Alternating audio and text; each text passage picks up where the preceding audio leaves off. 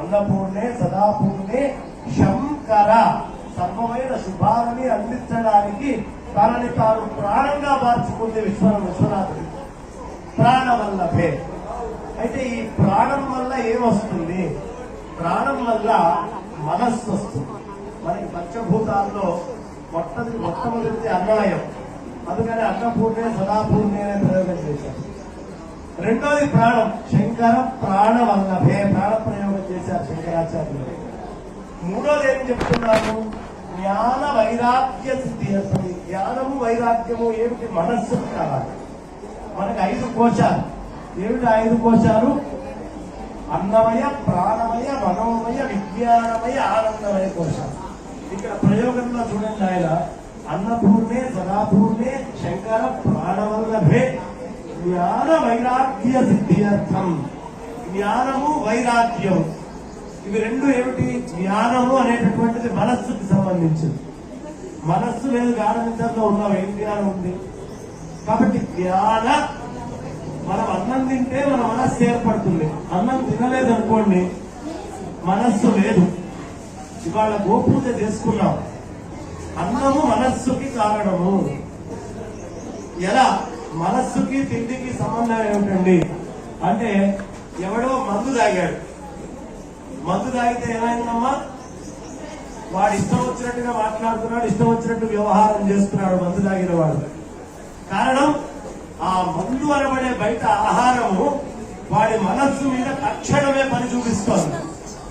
అందుకనే మన మనస్సు బయట నుంచి వచ్చే ఆహారం వల్ల వస్తుంది. మరి ఆ వచ్చిన మత్తు దిగాలి.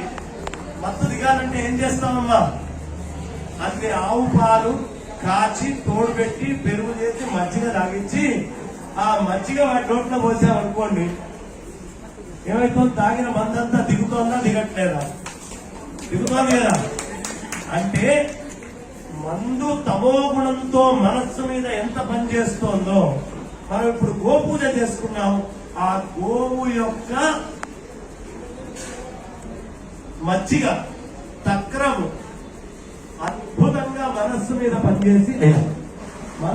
పనిచేసి సమస్తమైనటువంటి ఆ మందు వల్ల వచ్చే దుర్లక్షణాలు అంటే అన్నము మనస్సు కారణం. అర్థమవుతుందా లేదా? మనకి మందు తాగిన వాడికి మనస్సు ఎలా పనిచేస్తోంది, మజ్జిగ తాగిన వాడికి ఆ మందు పనిచేసిన మనస్సుకి దిగిపోతుంది. కాబట్టి ఆవు ఏం చేస్తున్నాయ్యా? తమో గుణంతో మత్తు మీద వాడి మత్తును దించుతుంది. అందుకని ఆవుని మనం అంతా ప్రార్థించి పూజించేదమ్మా నాలో తమో గుణాన్ని తీసేది. అట్లాగే మనం ప్రత్యక్షమైనటువంటి దాఖలు. ఇప్పుడు జ్ఞానము అనేది కావాలి. అది ఎక్కడ? మనస్సులో రావాలి. మనస్సులో జ్ఞానం వచ్చాక ఏమైంది? అన్నమయ, ప్రాణమయ, మనోమయ, విజ్ఞానమయం. జ్ఞాన శబ్దాన్ని తీసుకున్నారా లేదా? ఈ జ్ఞానం వల్ల ఏం రావాలి? వైరాగ్యం అనేది రావాలి. మనం అన్నం తినకపోతే 3 రోజులు మనస్సు పనిచేయదు. అన్నం తిన్న వాడికే మనస్సు పనిచేస్తుంది. అన్నం తినకుండా 3 రోజులు ఉండండి, మనస్సు బలహీనం అవుతుంది. ఎవడైనా ఇష్టం వచ్చినట్టుగా మాట్లాడుతుంటే ఎరా తిన్నది అరక్క మాట్లాడుతున్నావా అంటాం. లోపలకు వెళ్ళిన అన్నం పచ్యం కాకపోతే కూడా మందు తొందరగా పచ్యం కాదు. ఎందుకు? అది పులిసిపోయి ఉంటుంది. పులుపు పదార్థం తొందరగా పచ్యం కాదు. కాబట్టి వాడు తేడా వ్యవహరిస్తూ ఉంటుంది. తిన్నది అరగకుండా ఉండేవాడికి పెరుగన్నం తినమని శాస్త్రవేత్తలు చెప్తున్నారు. ఆవు ఏం చేస్తున్నాయా? తిన్నది అరక్క ఇష్టం వచ్చినట్టు మాట్లాడేవాడికి తిన్నది అరిగేట్టుగా చేస్తుంది. కాబట్టి జ్ఞాన వైరాగ్య సిద్ధ్యర్థం. వైరాగ్యం కూడా కావాలి. అన్ని నావే, అన్ని నాకే కావాలి, నేను నేను నేను అని కొట్టుకునేవాడికి నేను అనే భావన మంచిది కాదురా. నేను నుంచి బయట ఉండు. అదేది చేయగలదు? ఆవు మాత్రమే చేయదు. అహంకారాన్ని అణిచేటటువంటిది ఆవు. కాబట్టి జ్ఞాన వైరాగ్య సిద్ధ్యర్థం భిక్షాం దేహి. అమ్మ నాకు భిక్ష నింపు. అన్నము అనేది మన దగ్గర 1 కోటి రూపాయలున్న అన్నం రాదు. 1000 కోట్లు ఉన్న వాడికి కూడా అన్నం దొరకాలనే రూల్ లేదు. ఆకలితో ఉన్న 1 కోట్ల రూపాయలు ఉన్నవాడిని నేను చూపిస్తా మీకు. ఓ మహానుభావుడు ఉన్నాడు. 10,000 కోట్లకి పైన పడగెత్తినటువంటి మనిషి. పేరు చెప్తే బాగుంటుందని నేను చెప్పట్లా, నలుగురులో నాకు ఆ స్వతంత్రం లేదు కాబట్టి. పెద్ద పెద్ద కన్స్ట్రక్షన్ కంపెనీలు కట్టిన వాడు. వెళ్తే సోనియా గాంధీ, రాహుల్ గాంధీ వాడితో ప్రత్యక్షంగా కలవగలిగేవాడు. రాజశేఖర్ రెడ్డి వెళ్తే లేచి నిల్చుండేవాడు. వయసు అయిపోయింది, ఇంట్లో కోడల చేతిలోకి వచ్చాడు. ఇప్పటికీ వేల మంది నౌకర్లు వాళ్ళ కింద పనిచేస్తున్నారు. ఆ కోడలు ఏ నౌకర్ని ఈయన దగ్గరికి తీసుకురానివ్వదు, ఈయనకు అన్నం పెట్టిస్తున్నారు. వేల కోట్లు సంపాదించాడు.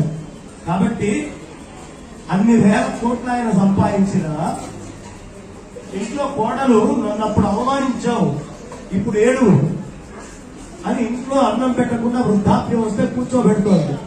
ఎప్పుడో విఘనంగా పరివాళ్ళకందరికీ పోగా ఏదైనా ఉంటే పెడుతోంది. మరి వేల కోట్ల మంచి నాకు ప్రత్యక్షంగా దగ్గరికి ఎవరిని వెళ్ళని పట్ల, ఎవరికి గోడు చెప్పుకొని పట్ల ఆయన వయసు అయిపోయింది. అంటే డబ్బు ఉన్నా అన్నవు రాదు.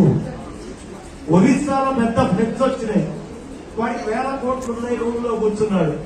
3 రోజులు తిండి లేకుండా ఉన్నా నా దగ్గర కావాల్సినంత క్యాష్, నేను ఒక ట్రాన్సాక్షన్ నిమిత్తం వచ్చా, క్యాష్ ఉందండి, నాకు డబ్బు విలువ, అన్నం విలువ ఆ 3 రోజుల్లో తెలిసింది అని చెప్పాడు అతను. కాబట్టి అన్నం మనం పెడితేనే మనకు వస్తుంది. ఇంటికి ఎవరైనా వస్తే ఆధారంగా మనం అన్నం పెడితేనే మనకు అన్నం పుడుతుంది, లేకపోతే పుట్టదు. ఈ అన్నం పెట్టాలి అనే బుద్ధి నాకు రావాలి అంటే జ్ఞాన వైరాగ్య సిద్ధ్యర్థం అంటే అది అన్నమే ఇవ్వాలి. అందుకని అన్నపూర్ణే సదాపూర్ణే శంకర ప్రాణవల్లభే జ్ఞాన వైరాగ్య సిద్ధ్యర్థం భిక్షాం దేహి చ పార్వతి.